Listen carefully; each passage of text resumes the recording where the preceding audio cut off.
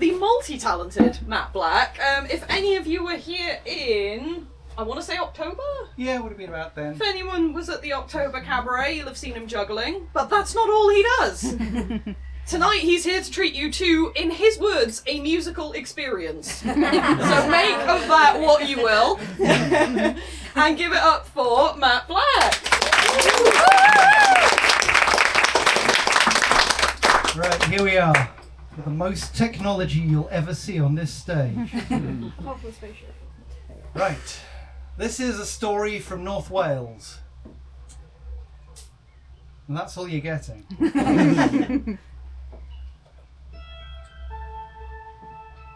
On a rocky cliff overlooking the River Clwyd, in the shadow of Rutland Castle, the Princess Erilda sits with her harp.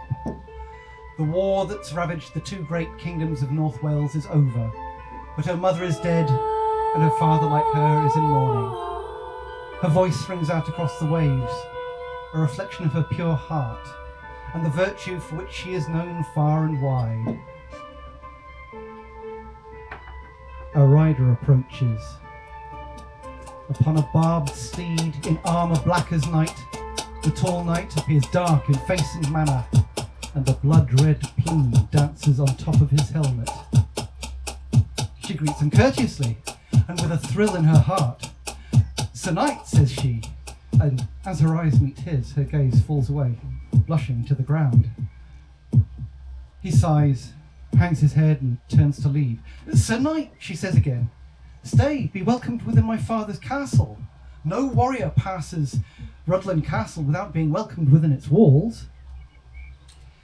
He sighs again. "I know the generosity of Sir Ryswick, but I cannot stay. I must be on my way." "This is not courteous," she admonishes him. "My lady, adieu. It must not be. I live in hope that we may meet again." He lifts her hand to his lips and takes to his steed like a whirlwind, leaving only the fair Erilda to reflect. Such a man, so dark and so melancholy. What cloud hangs over him? What is the pain in his jet black eyes? Is it perhaps a hidden secret? Maybe love? And in her bed that night, it was his face that lulled her to sleep. The next day, she's hunting with her father and his men. She startles a doe. She looses an arrow into its chest and gives chase. Hours later, after chasing through the woods, the beast expires, but she finds herself alone and lost in the forest, and she can no longer hear the sounds of the hunt to guide her home. She bids her horse go where it knows best, and as it breaks from the trees to the side of the river, she comes across a dark figure on the banks. His visor is up, and she sees his full face below the dancing red plume, and he seems tormented and occupied by melancholy. And yet she is in need, and she calls out to him, "Sir Knight, I throw myself under your protection. I've strayed too far, and I must return to my father's home. He will bestow blessings on me for my safe return." And once again, he lifts her hands to his lips, and he guides her to the castle where torches are lit. And Sir Ryswick welcomes his daughter and her protector with great joy and gladness. He asks the knight his name. "Hospitable chieftain, I am Wertwrold, a forlorn and suffering wanderer. I have no home to call mine, no friend to welcome me, and my fortune denies that I should know pleasure. But though sorrows oppress my heart, I am ready to give joy to others. Erilda is yours once again." Sir Ryswick commands a feast for the night, and though he protests, Erilda begs him to stay for a while, and he relents. And all through the feast and the revelry, the songs and the music, he shows no pleasure in his surroundings. Erilda has eyes only for him, wondering whether she'll ever know what is in his heart.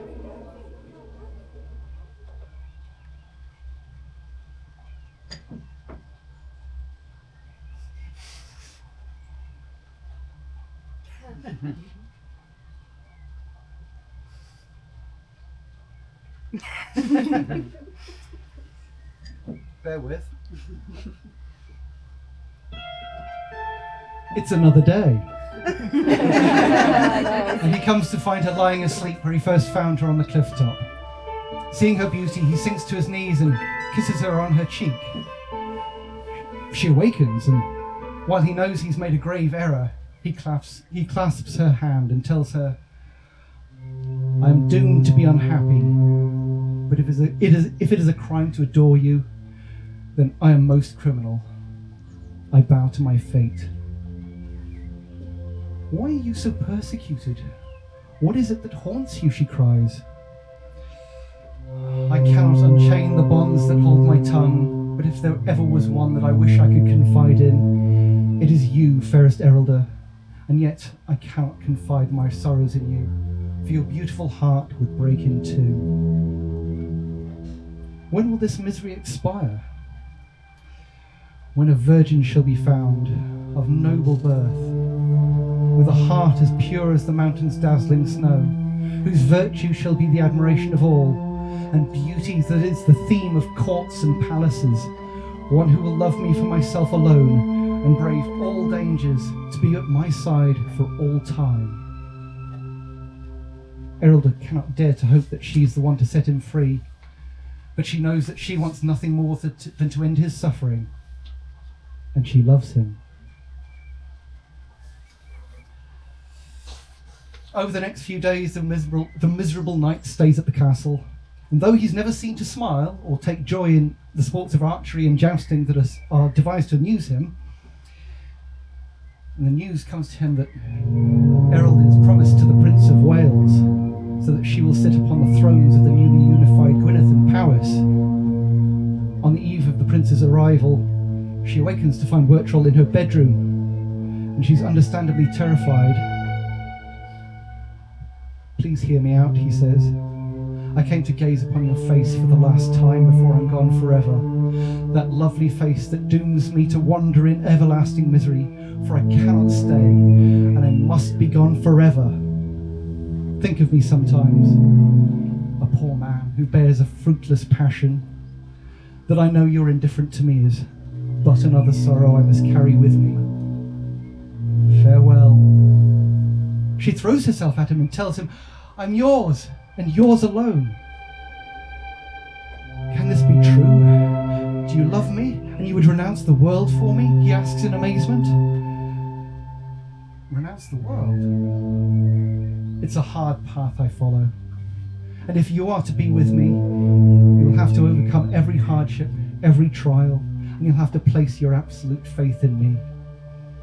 Are you so strong that you're prepared to overcome every obstacle to our union and smile in the face of the great gulf that threatens to devour us both?"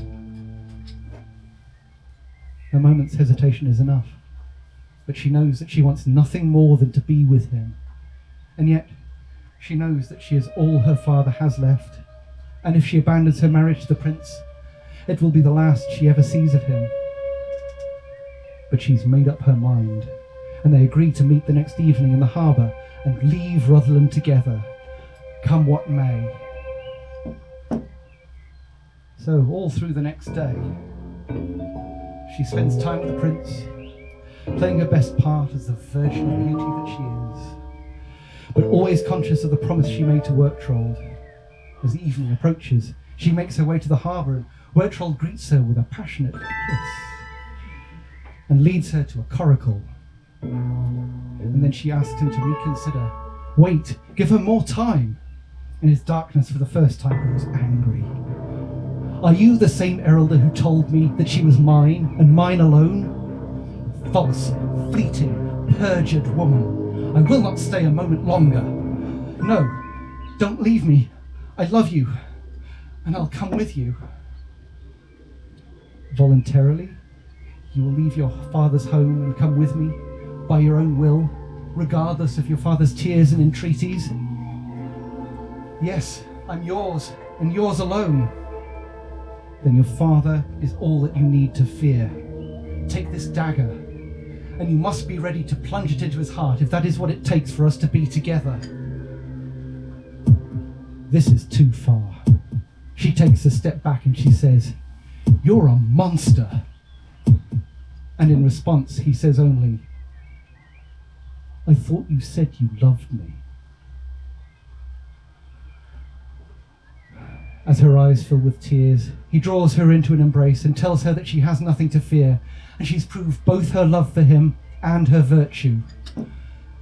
Lights and voices approach from the castle, and they turn to go down to the coracle on the riverbank before their pursuers find her. As they hurry down, they see a man following them in the moonlight, and he catches Erilda's dress from behind.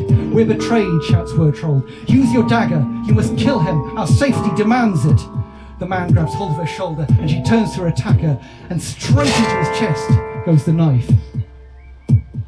It's only when he gives a shout at the hilt protruding from his chest that she sees his face and recognizes his voice. Merciful God, what have I done? She looks down at the bloodied cloak and the face of her own father, and it's only Wertwrold who keeps her on her feet. Don't stop. If they catch you now, the only thing you'll ever be known for is this criminal act. Do you want to be the curse they tell their children? The king killer? The patricidal daughter? Come on, we must get out onto the water and away, and your crime shall be forgotten in time.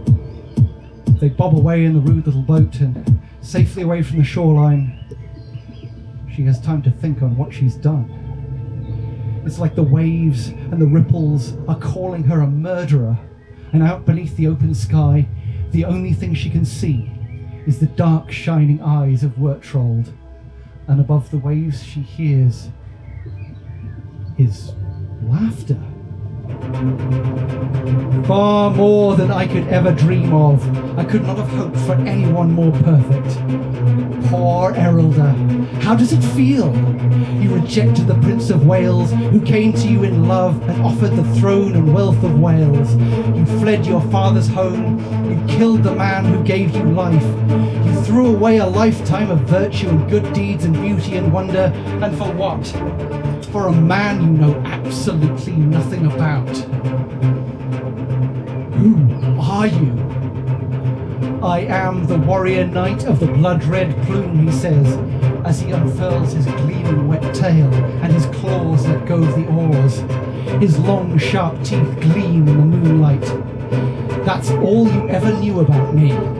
Anything you think you know about me is an invention you made up in your own head.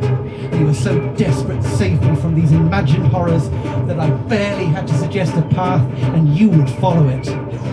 She can see the glint of his scales and the slime and the foam of the river streaming from his hideous mouth. I am a demon of the river Clwyd.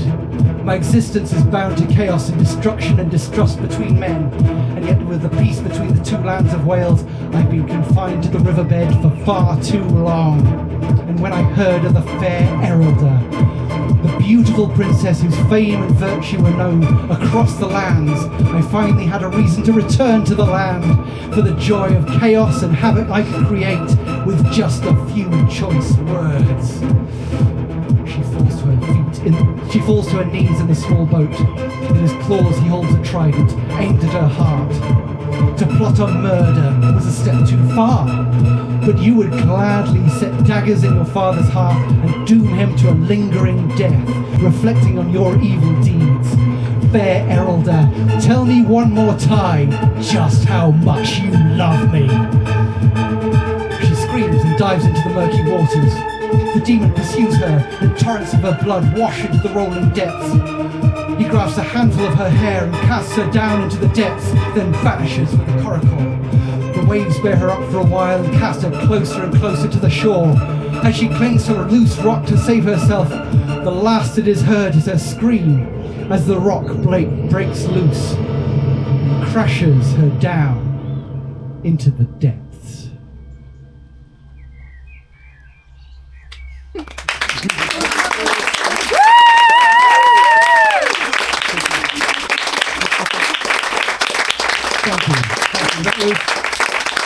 That was terrifying. Give it up once again, that totally put my effort.